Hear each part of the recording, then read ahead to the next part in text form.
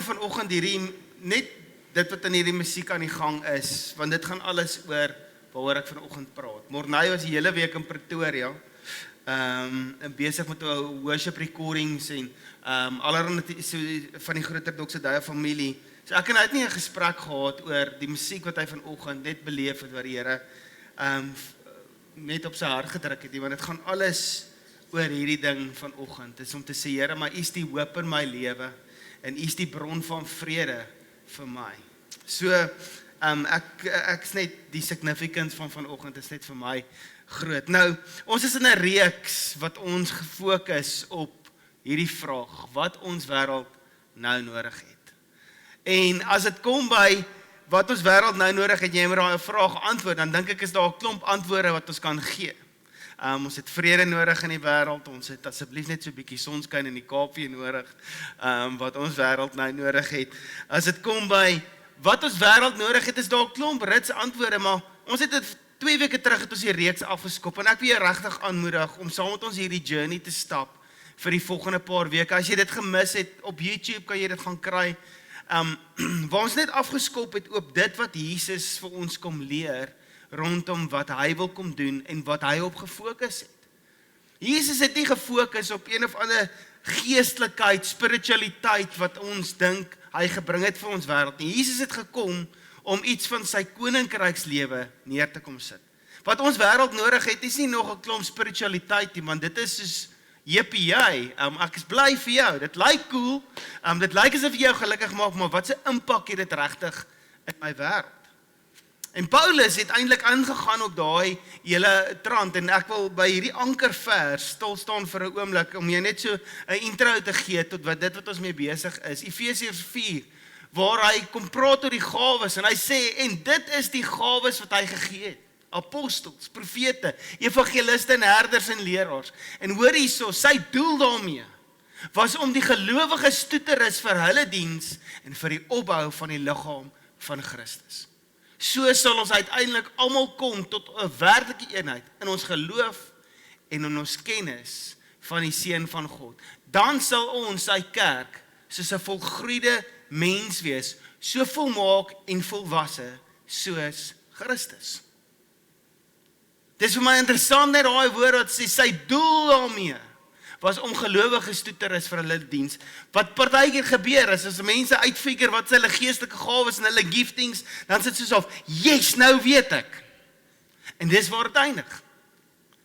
Wat Paulus kom sê, hoorie guys, was ons mooi verstaan wat Jesus mee besig was. Jesus het nie gekom sodat jy moet weet wat jou gawes. Hy het nie gekom om al hierdie dinge, die Heilige Gees uitgestort sodat jy weet wat jou giftings, sodat jy kan sê, hey, dis wie ek is. Die doel daarmee is om mense toe te rus, om die liggaam op te bou. En dit wat Jesus ons na toe kom roep het, was nie geestelikheid om jou gawes te ken nie, maar was 'n volwassenheid in ons volg van Jesus.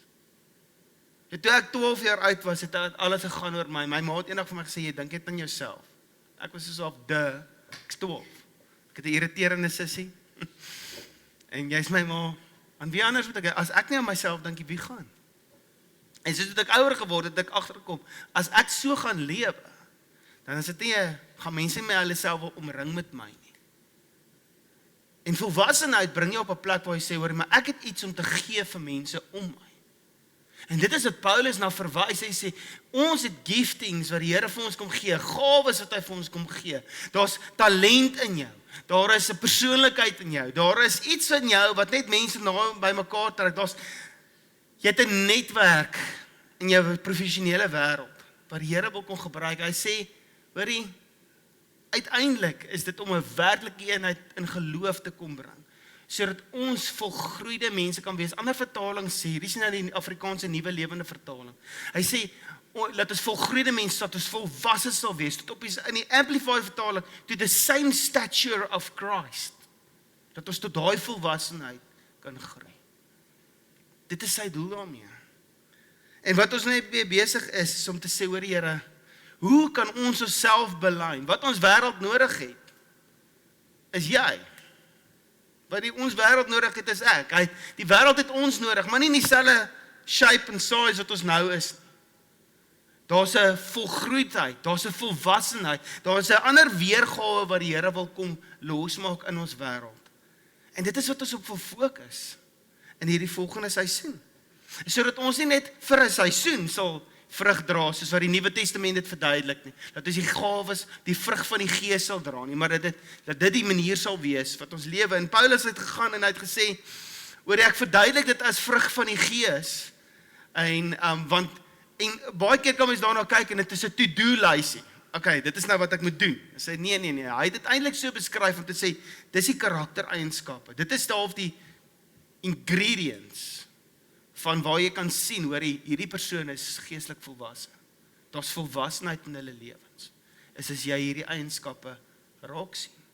Verlede week het Mornay so 'n bietjie met ons gekuier oor die eerste gedeelte van die gawes van die vrug van die Gees wat ons het die eerste week het ons gekyk aan liefde, want alles is gevorm om liefde. Mornay het so 'n bietjie met ons stil gestaan om te praat oor blydskap. En hoe die Here wil blydskap kom losmaak in ons lewens. En hierdie week wil ek so 'n bietjie stil staan by die vrug van die Gees is liefde, blydskap en vrede. Volwasse mense in Christus het vrede. Hy wou nie gehad het, daar moet 'n spiritualiteit wees, super spiritueel wees in hierdie wêreld. Hy het nie dit kom begin nie. Hy het kom sê, ek soek volwasse mense, wat ek groei, dat hulle sal kom leef, en vrede bewerkstellig in ons wêreld. Vrede tentoonstel in ons wêreld. Nou vir my, om so 'n bietjie te gaan kyk, om dit mooi te verstaan, kom ons gaan kyk na die teenoorgestelde van vrede. En dit is nie die dorpie vrede, jy weet, en as jy nou daar in vrede inry, dan voel dit vir jou, hierdie is nie vrede nie, dit is potholes.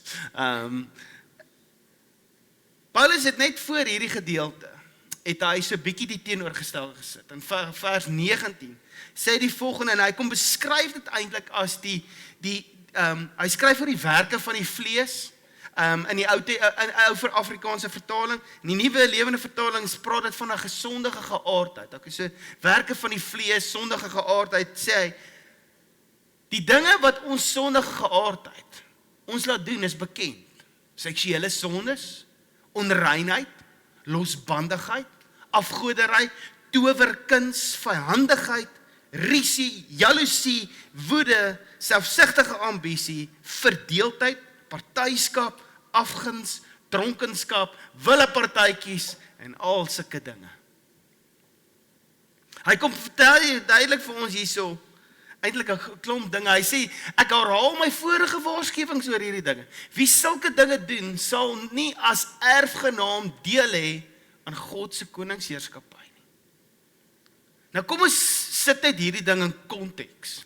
Want ek dink as ons hom net so vat, dan voel mense om, okay, so ek gaan die hemel toe gaan, as ek ergens in my lewe deel van daai ding was en so aan. En as ek praat van koningsheerskappy, praat hy nie hierso van die hiernamaals, wat hy van praat. Hy praat oor die koninkrykslewe hier en nou. Jesus het nie vir ons opgestaan uit die dood uit, en hy, sodat ons in die eendag sy koninkryk kan beleef nie. Hy het gesê hier en nou.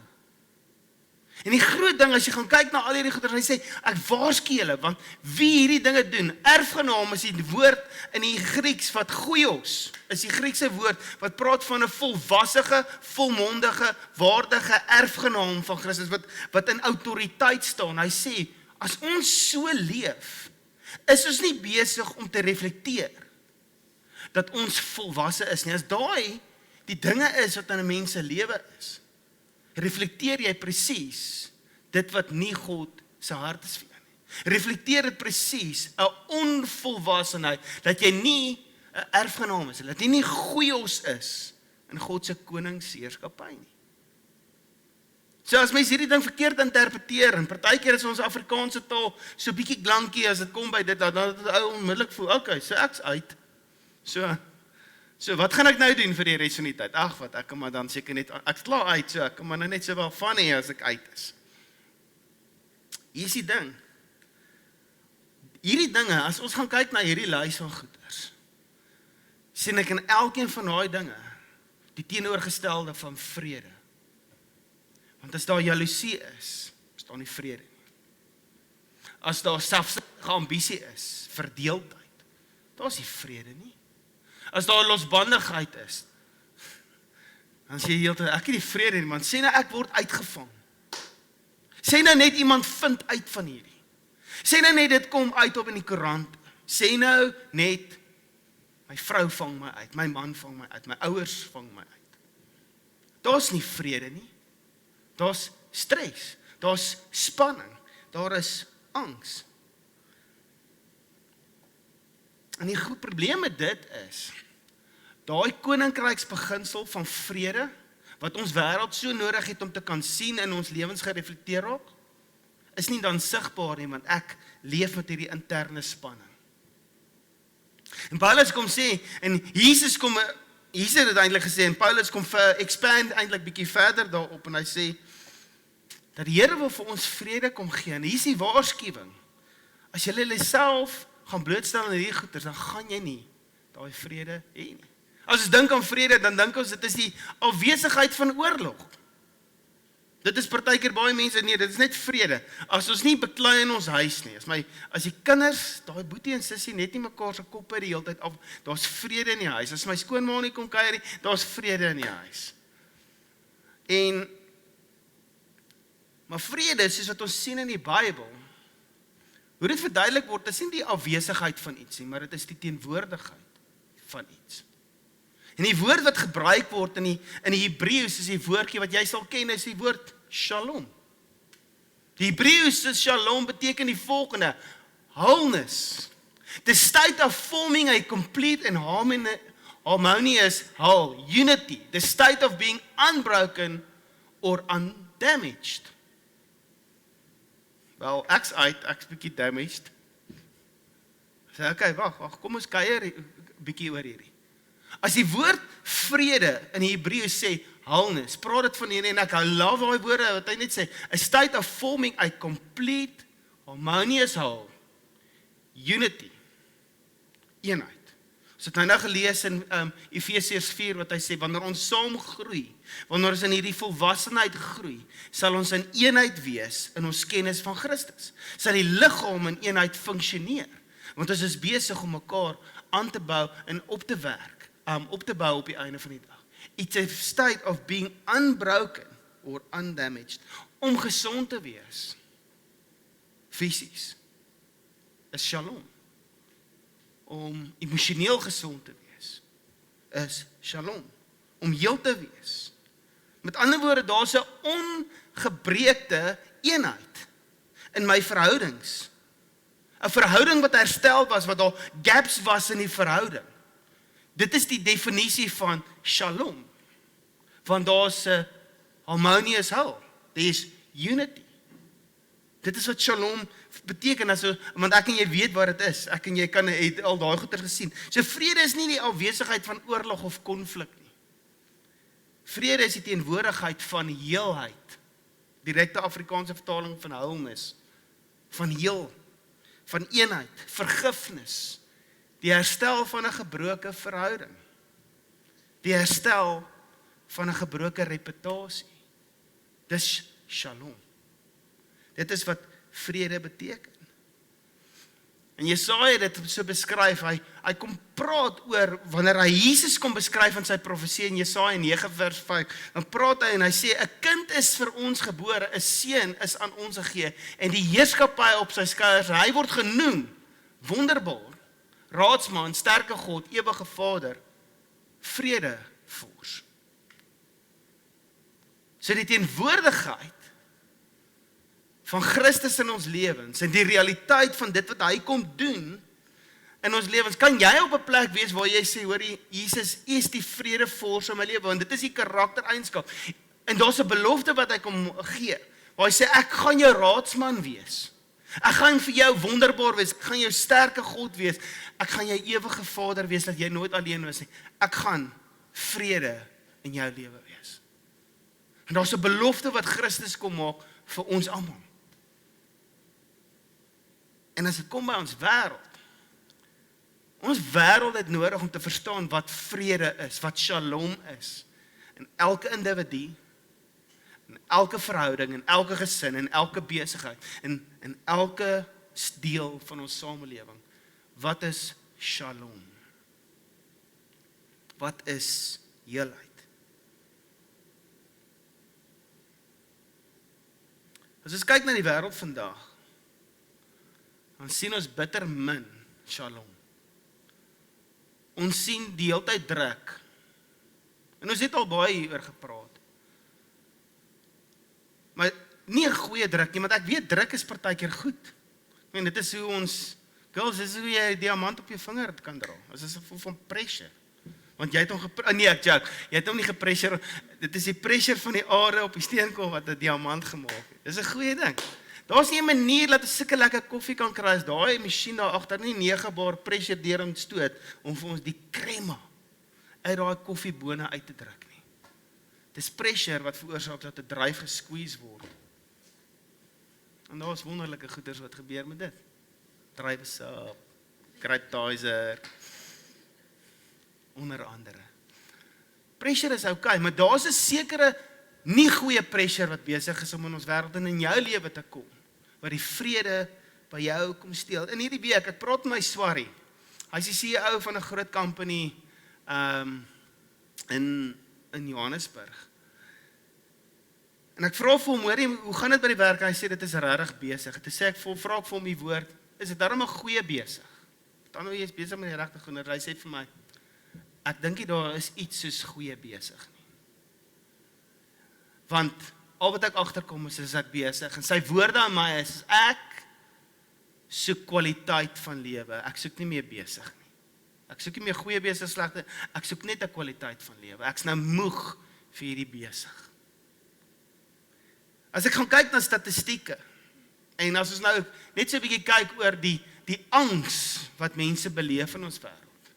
En ek skets vir jou hierdie prentjie, want daar's 'n antwoord op die einde van die dag, rondom hoe ons hierdie adresseer. As dit kom by die Gen X, Generation X, wat nou so 'n bietjie net die generasie voor my is, sê hulle angs, in 'n studies, het hulle gesê, dat die angspersentasie van daai generasie wat hulle toets, reg oor die wêreld, daar's 'n massive toets gewees, is hulle 52% van Gen X beleef angs in hulle lewens.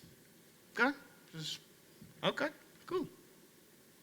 Hier's van julle wat Gen X is, was my ma's 'n boomer. Hulle is hy stres nie. Hulle is okay.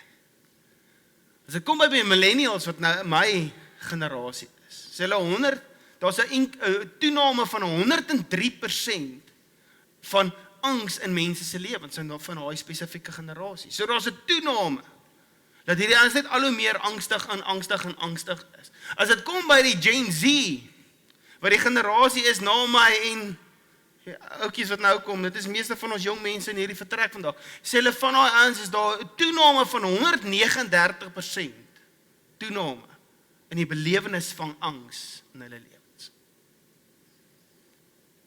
As dit kom by angs en depressie, die twee wat saam met mekaar gaan, sê hulle daar's 'n toename vir die mense, of hier's eintlik die statistiek, 65 plus, 20% van hulle beleef angs en depressie.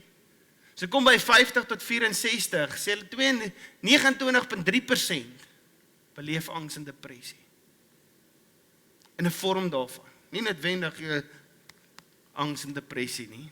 Soos ek is regtig op 'n plek waar ek net dit beleef. Die ouderdom van 25 tot 49 is 38% beleef 'n mate van angs en depressie. En as ek kom by 18 tot 24, amper 50% van daai ouderdomsgroep beleef angs en depressie in een of ander vorm. Toe ek daai goeters lees, en ek dink aan ons toekoms, want daai jong generasie verteenwoordig die toekoms van ons land. Dit verteenwoordig my kinders. Wat kan ek en jy doen aan dit? Want wat as wêreld nodig het, is nie net nog 'n statistiek wat net kom die obvious vir ons uitwys nie. Dit kort 'n antwoord. Die eerste eeuse Christene het dit baie rowwer gehad as ons tot 'n sekere mate. Want nie een van ons het al ooit vir ons lewens gehardloop omdat ons Jesus op ons lippe het nie. Nie een van ons het ons kinders moes wegsteek omdat daar een of ander tiran was wat hulle wou doodmaak omdat hulle 'n seentjie is van 2 jaar. Ons het dit op 'n ander manier roef. Dan kom 'n ou soos Paulus, dan dink ek by myself, hoe skryf jy dit? En ek verwys nou 'n baie bekende stukkie. Hy sê, wees oor niks besorg nie. Enige vraag vir jou kant. Dis soos wat hy sê, wees oor niks besorg nie. Is jy seker, Paulus? Ek verstaan nie lekker, weet jy regtig wat aangaan? Want ek weet jy sit in die tronk terwyl jy hierdie skryf.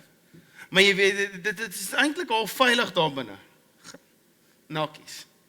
As jy net in jou eie sel kan bly, dan is jy redelik veilig. Wees oor niks besorg nie. Hoe is dit moontlik om oor niks besorg te wees nie? En die ding is, wat 'n teksvers is hierdie, wat ons almal so goed ken, is dat jy dalk nou kan afskakel. En ek wil nie ons met mekaar nou verloor nie, want ek het hom al geleef, ek weet, ek kan die versies, die woorde hierna, kan ek uit my kop uit opsê, JT, moenie. Kom ons kyk net mooi na iets wat ons dalk kon mis in hierdie ding. Nou wat interessant is van daai woord, oor niks besorg nie, do not fret or worry about anything in die Engelse vertaling, is die Griekse woord, merimna. En daai woord beteken die volgende. Dit is eintlik die teenoorgestelde van shalom. Hy sê dit is it's to be anxious, to be troubled with cares, to care for or look out for a thing. So met ander woorde, daar's iets wat jou jaag, daar's een of ander ding wat op pad is, to seek to promote oneself interests. Hier kom hy en hy sê, wees oor niks besorg, en as hy praat oor daai besorgdheid, praat hy oor hierdie Griekse woord, merimna, wat beteken, hoorie, oor enige ding. Daar's goeders wat in jou lewe jou angstig maak.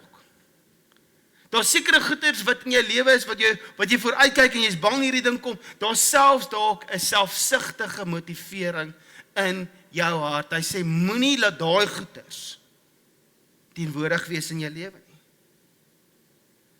Die feit van die saak is, dit gebeur dat ons harte gebreek word. Iemand was onverantwoordelik met jou, iemand het jou te nagekom.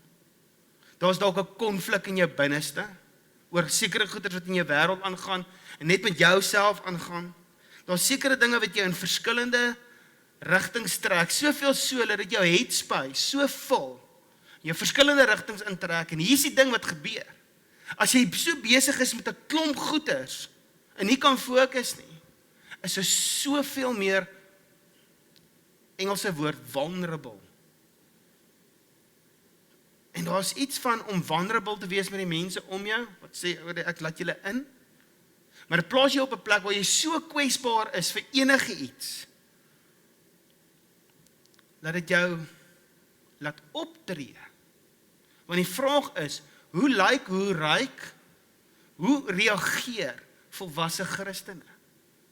En die ding is, as hierdie goeders in ons lewe, daai angstigheid, met hom nou in ons lewens is, dan is ons op 'n plek waar ietsie gebeur en jy verloor dit op iemand.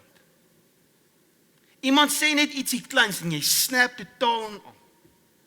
Ek like so nou en dan om 'n video op YouTube te kyk net van hoe mense dit verloor. Sien ek my favorite een is 'n ou wat voor 'n rekenaar sit en hy letterlik daai rekenaar begin manhandle. Op die einde van die dag gooi hom by die venster uit. Ietsie kleins trigger jou. Daai lyk soos vrede nie. Daai lyk soos 'n joke. Daai lyk soos 'n ou wat sy werk gaan verloor. Daai lyk soos 'n ou wat iemand, ek hoop hy het gebid, daar's nie iemand onder waar daai rekenaar val nie. Want daai is strafbare manslag. Die ding is wat gebeur, as jy so kop so besig is met al hierdie goeders, is jy op 'n plek waar jy selfvertroue totaal en al verloor. Wanneer jy selfvertroue het om te doen wat jy moet doen, jy word soveel makliker hoe kan ek sê, gemanipuleer.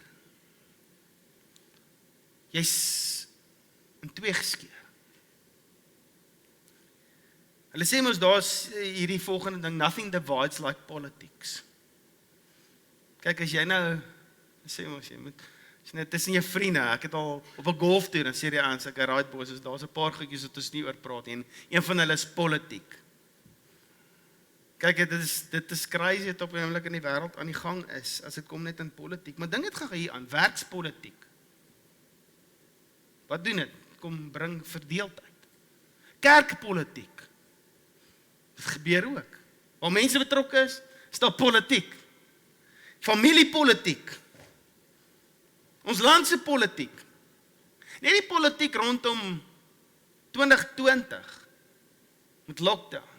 Daar's families wat vandag nog in skerwe lê as gevolg van meningsverskille oor wat in daai tyd gebeur het. Ek dink die krag van al hierdie goeders lê nie noodwendig in die politiek nie, maar eerder in die volgende ding, dat niks verdeel mense soos vrees nie. Vrees. Die krag van al hierdie bogenoemde goeders van werkspolitiek, kerkpolitiek, familiepolitiek, landse politiek, lê geanker, kry sy krag uit vrees uit. Want hier is die ding. Jou werkspolitiek. As jy op 'n plek waar jy sê, ek lewe in vrees dat ek nie goed genoeg is vir my werk. Nou kom jy 'n nuwe persoon in, of iemand anders van 'n ander departement, of ek word geskuif, en is ek goed genoeg vir daai? En ek is bang, ek verloor my werk. Ek is bang, ek word gedemout. Ek is bang, ek verloor my voordele. Ek is bang, my posisie is in gedrang. As ons dink aan ons land, ek is bang vir wat met ons land gaan gebeur.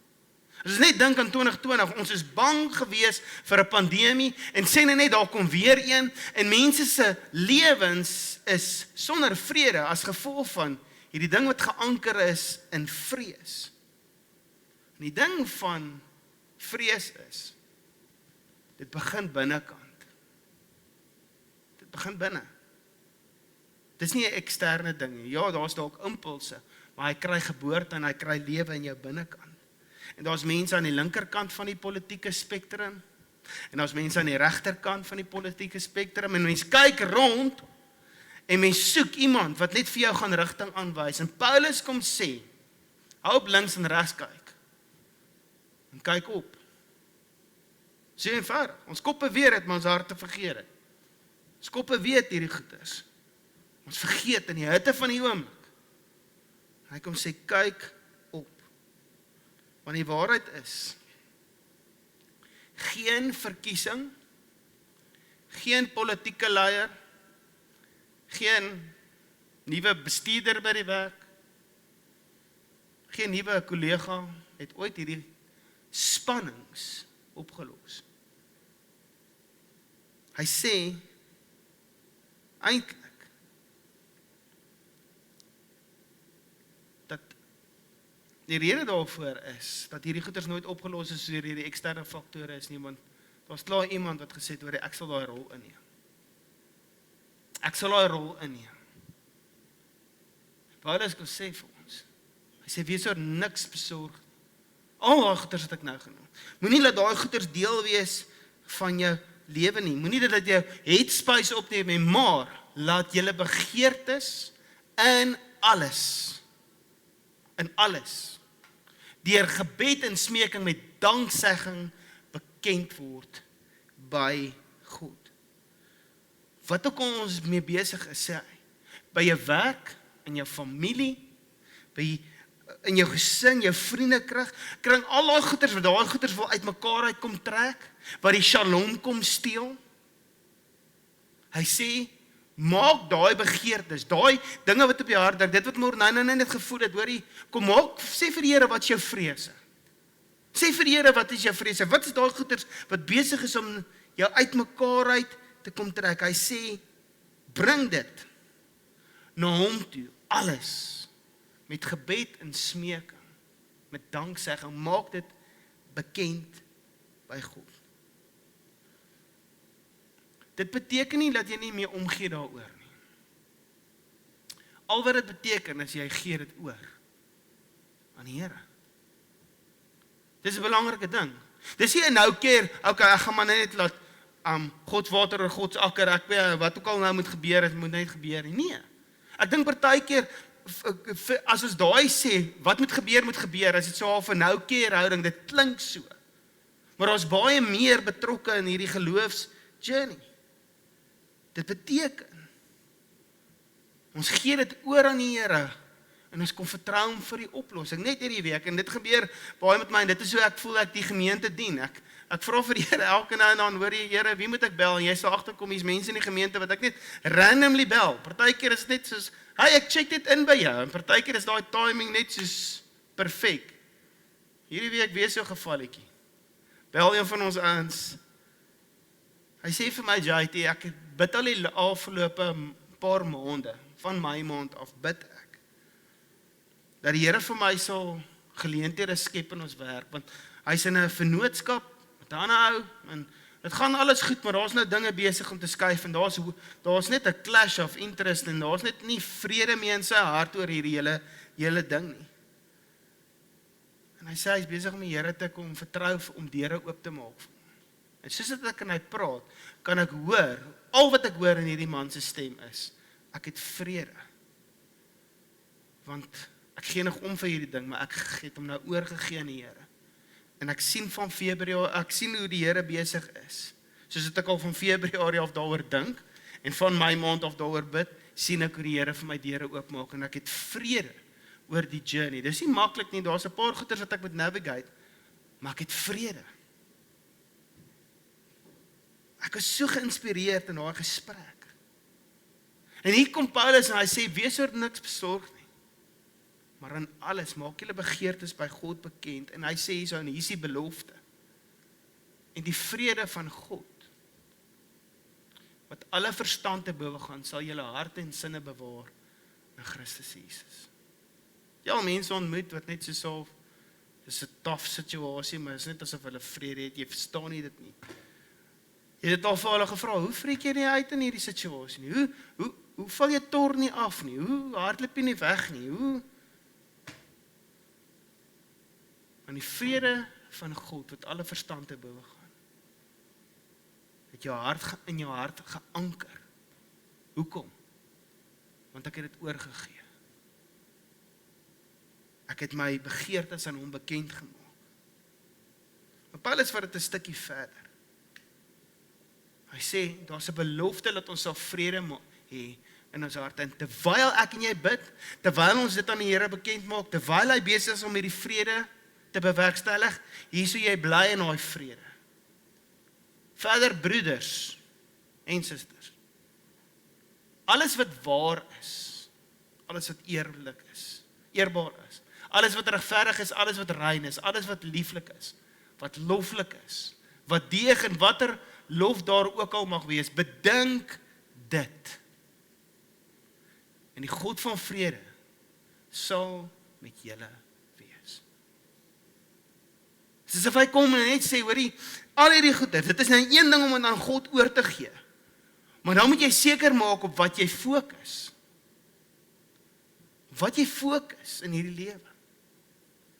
En hy sê, alles wat eerbaar is, alles wat regverdig is, gaan soek die mooi dinge en fokus daarop. Sien God in dit. Dit is amazing hoe jy twee mense op straat kan vra, hoe gaan dit met ons land? En die een ou sal 'n ander een perspektief hê, en 'n ander persoon heeltemal die teenoorgestelde. Heeltemal negatief, daar is hoop vir hierdie land. Beste plek in die wêreld. Kan nie wag om te trek nie. Hoekom? Want dit gaan oor selfe land, selfe dorp, bly in dieselfde buurt, maar die fokus verskil. As dit kom oor wat ons wêreld nodig het, as dit kom oor 'n generasie wat angs en depressie beleef, hoe spreek ons dit aan? Is om te sê, Here, kom bewerkstellig vrede in my lewe. En daai gawe wat ek van U gaan ontvang, elke gawe is uitgedeel vir die liggaam, sodat ons mekaar kan leer, sodat ons mekaar kan opbou, sodat ons mekaar kan wys, waar kry jy vrede, wat alle verstand te bowe gaan. Die challenge is vir ons, volwassenheid, geestelike volwassenheid, is nie geestelikheid nie. Dit vind uitdrukking in ons verhouding met Jesus, geanker in daai vrug wat na vore kom. En soos dit ek vanoggend afsluit, wil ek jy net hierdie vraag vra. Dit wat Mornane vir jou gevra het is, wat is daar in jou lewe op hierdie oomblik wat angs veroorsaak in jou lewe? Wat is daar wat angs veroorsaak en wat jy weet, hoor jy, ek probeer die hele tyd hierdie ding juggle en ek het hom nog nie oorgegee nie. Inteendeel, is vir my so belangrik, ek worry die heeltyd oor dit. En die Here kom vra vir jou net, sê vir jou, nooi jou uit, sal jy dit kom oorgee? Sal jy na my toe draai en vir my kom sê, Here, hier's al my begeertes, hier's al my dinge, hier's al die goeders in my lewe wat ek mee stoei, waaroor ek dankbaar is, hier's alles. Ek kom sit dit voor U neer. Weereens gaan ek jou verwys na, jy 'n plek waar jy hierdie goeders neerskryf. Want wat ek agterkom in ons besige wêreld, daar's so baie inligting wat in en uitkom, baie keer, dan sal jy nie eers 'n gesprek onthou wat jy net in hierdie week gehad het nie, omdat jy soveel gesprekke tussenin gehad het. Want daai ding jy het hom gehanteer, hy's uit jou gedagtes uit, cannot take up any headspace.